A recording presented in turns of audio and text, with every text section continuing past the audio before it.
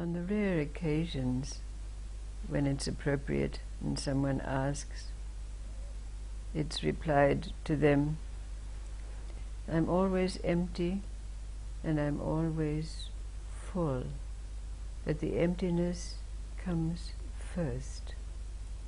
Or we could also say, I'm always in movement and I'm always still, and the stillness comes first. This is an enigmatic response and thought-provoking, of course. But there's an allegory. It's an allegory about a young man called Raphael.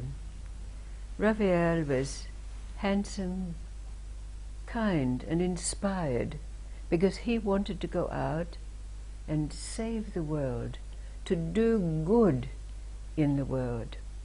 So he set out from his home place and he embarked. Each place that he came to, he sought to do good for all those that he met, those people who are in need or of any kind. He would do anything. And of course, in return and without asking, he would be given food and lodging. But then it so happened that he found himself in a deep forest, and he saw a light in the distance, and as it was coming to be dark, he thought he would seek shelter for that night.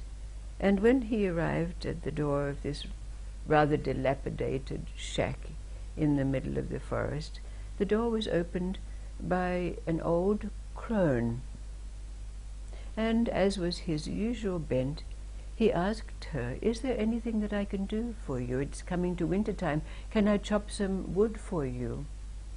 Well, of course, the old crone invited him in and said yes, she'd be very glad to give him work to do.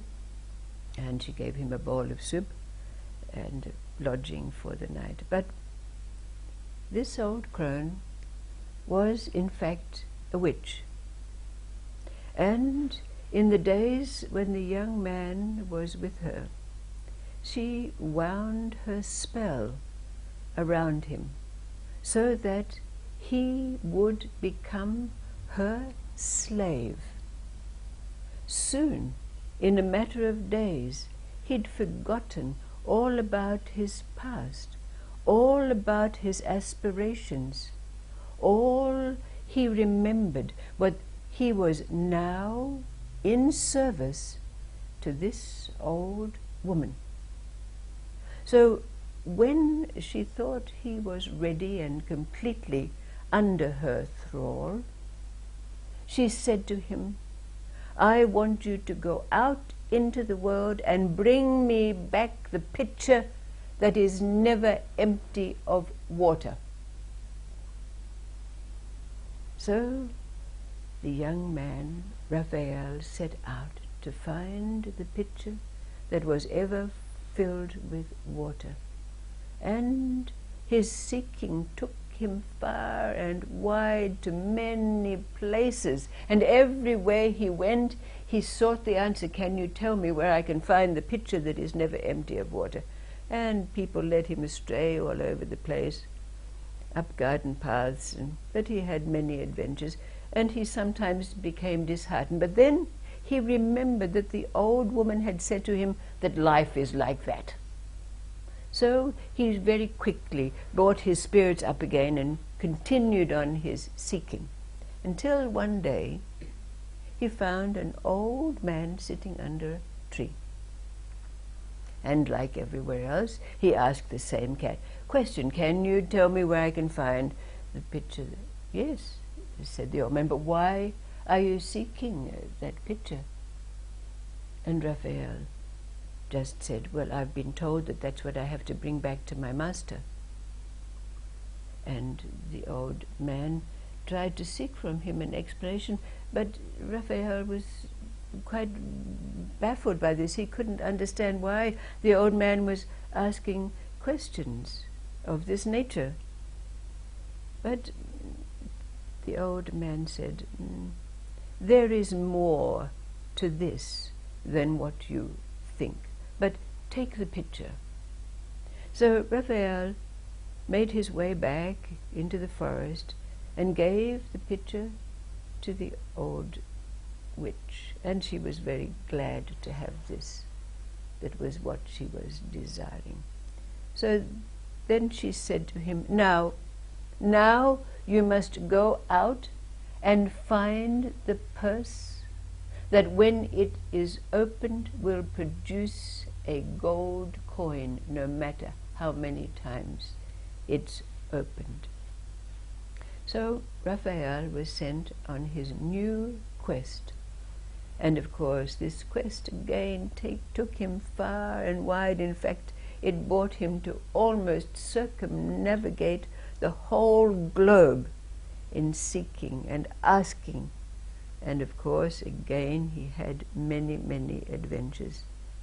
But not surprisingly, as is the way of these stories, after a long journeying, he found himself back at the same tree with the same old man sitting under it. And so Raphael posed the same question again.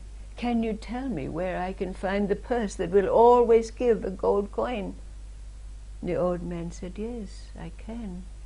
But can't you remember the pitcher and the water? And Raphael shook his head, and he couldn't remember.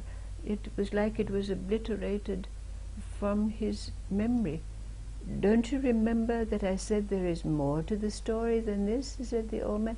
And Raphael again shook his head. No, there was no recollection of that at all.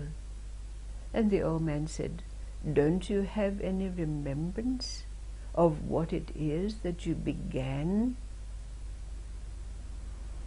And then, for an instant, there was a faint opening and a memory that came in, but it was very, very slender. And then Raphael said, oh, thank you, will you counsel me? And the old man said, I will do more than counsel you. And he took out from under his cloak a little cotton package, sachet, you might call it. And he said, when this powder is sprinkled on anything, it will disappear forever. But that little filament for Raphael was very short, and he put the sachet in his pocket and immediately forgot about it. But he took the purse that was given to him by the old man and hastened back to the shack in the forest and gave the purse to the old witch. She was delighted and immediately started to open the purse and take out the gold coins that appeared in it. But then she again said to Raphael, now, another quest for you? In the far distant land of such and such, there is a beautiful princess. Her name is Hamila, and she is destined also to be my slave. Go and bring her back to me. So immediately he set out and arrived at this far distant kingdom, where indeed he did find Hamila. She was so beautiful and had such qualities that Raphael immediately fell in love with her, as is the way with these things, and she with him. So she willingly allowed herself to be carried off and brought back to the shack in the forest where the witch abided. When they arrived, the house was filled with the gold coins that the old witch had gathered. And then Raphael said, I have brought her back the one that you wanted. But the princess had not yet come under the spell of the old witch, and she had come willingly with Raphael. And she said, "Please, save me. I love you." And in that instant, Raphael remembered all that had gone past, and taking the sachet out of his pocket, he threw the powder on the old witch who was sitting by the fire in front of them, and in an instant she disappeared forever. Of course, Raphael and Hamila lived well with the gold coins that filled the cottage. They always had water that was ever in the filled pitcher, and there they did good works for the rest of their lives.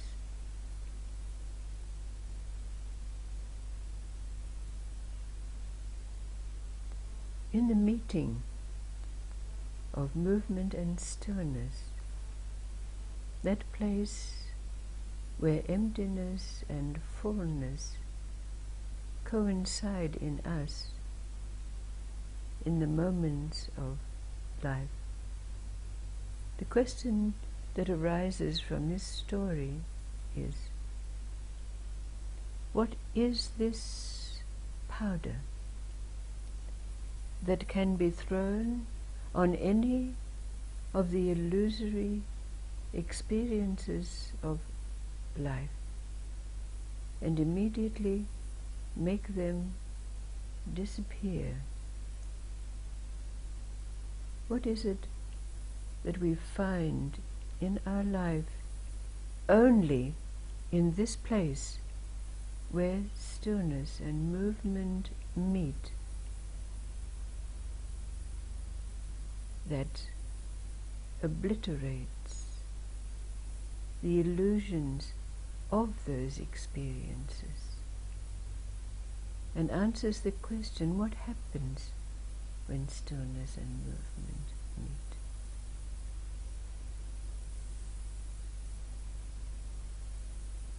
What is it that we find? What is it that you found?